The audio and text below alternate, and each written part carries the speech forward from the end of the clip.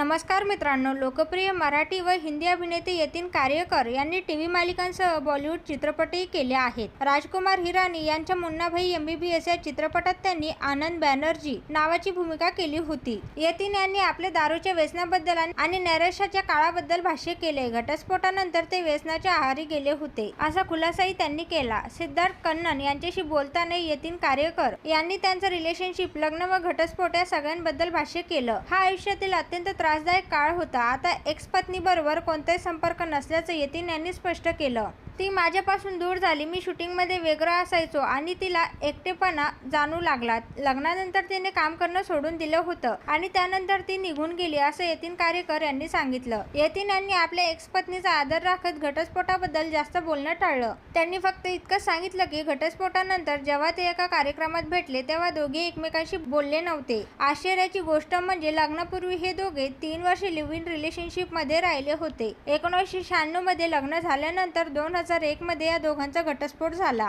तुम्ही स्वतःमधील लहान मुलाला का मारून टाकलं, असं विचारल्यावर यतीन कार्यकर म्हणाले, मला स्वतःला थोडं खंबीर करायची गरज होती, नाहीतर मी भावनांच्या आहारी गेलो असतो आणि मला सगळ्या वाईट सवयी लागल्या असत्या. सर्वात चांगली गोष्ट ही झाली की दारू माझ्या आयुष्यातून निघून गेली. घटस्फोटापूर्वीचा जो 1 वर्षाचा कठीण काळ होता, त्या दरम्यान माझी दारू पिण्याची सवय खूप वाढली होती. मी रोज दारू पित होतो, पण मी स्वतःवरील नियंत्रण गमावत नव्हतो. मी रोज प्यायचो पण शुद्धीत असायचो, पण 24 तासांपैकी फक्त 2 तास झोपायचो. माझी झोप उडाली होती आणि माझ्या आरोग्यावर त्याचे वाईट परिणाम होऊ लागले होते. घटस्फोट झाल्यावर मी पहिला विचार केला की दारू बंद करायला हवी, कारण माझ्याकडे लिव्हर ट्रान्सप्लांट करण्यासाठी पैसे नव्हते.